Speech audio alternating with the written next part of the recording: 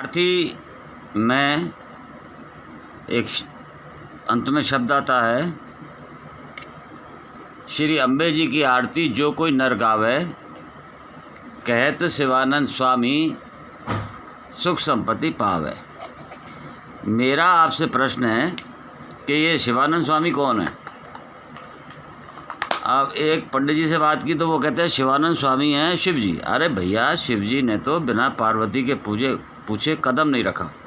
ये सृष्टि का पूरा जो विस्तार किया वो पार्वती जी का और शिव पार्वती जी का संवाद है।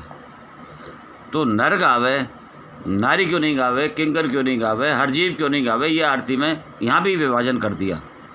दूसरी बात जो मैं ये कहना चाहता था आपसे वो ये है कि नारी इतनी बड़ी शक्ति है जिसको कि देवताओं ने पूजा है और ये कहा गया है कि जहाँ जहाँ जिस स्थान पर नारी की पूजा होती है, सम्मान होता है, वहाँ देवता वास करते हैं।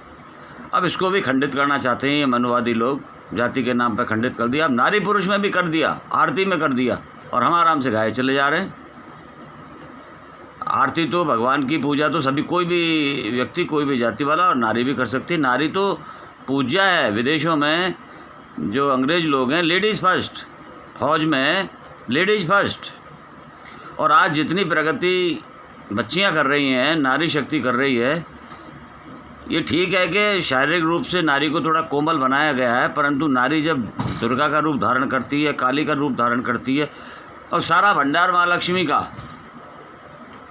रुपया पैसे का, जो सबको चाहिए आज की तारीख में, हमेशा चाहिए, हर युग में चाहिए, उसकी मालिक तो माँ लक्ष्मी है।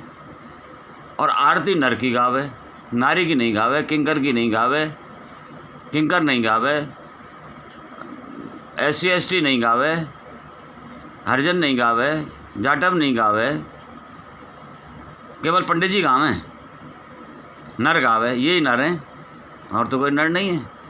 इसलिए मेरा युवा पीढ़ी से और सभी से कहना है कि अब आप आरती में आप परिवर्तन करें, और जब भी आरती गाएं तो नारी नर गावें। नारी पहले, नारी शक्ति है।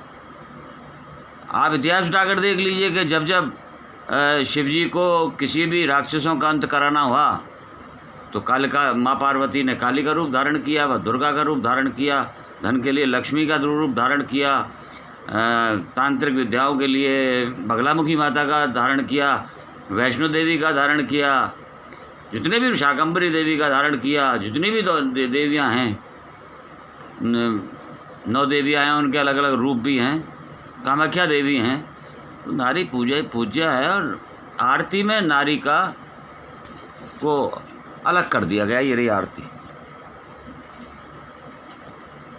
तो इसलिए जागृत बनिए, तर्क करिए, और सनातन धर्म की रक्षा हेतु सबका सहयोग अपेक्षित है।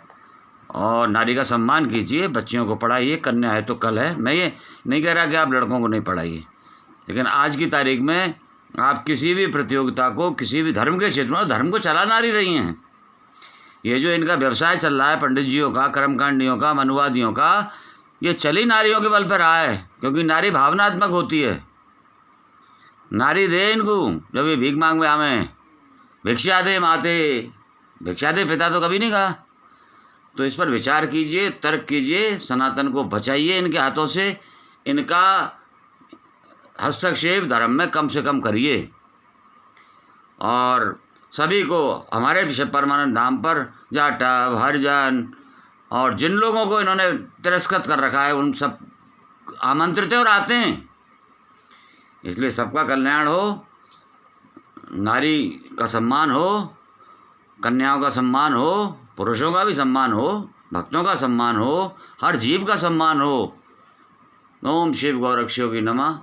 आपका प्रत्येक पल मंगलमय, शिवमय, सुखमय, और आप पर माँ पार्वती की, माँ दुर्गा की, माँ लक्ष्मी की, माँ सरस्वती की, माँ बगलामुखी की, माँ वैष्णो देवी की, माँ शाकंभरी की, और जितने माँ के रूप हैं माँ पार्वती के, उन सब की कृपा हो। ओम नमः शिवाय। ओम शिव गौरक्षयोगी नमः। सदैव आपका अपना योगी देवेंद्र नाथ, गुरु गोरखनाथ आश्रम, प्राचीन माँ दुर्गा मंदिर परिसर, ग्राम बिलौट, तहसील नदवे, जिला भरतपुर, राजस्थान, भारत। आदेश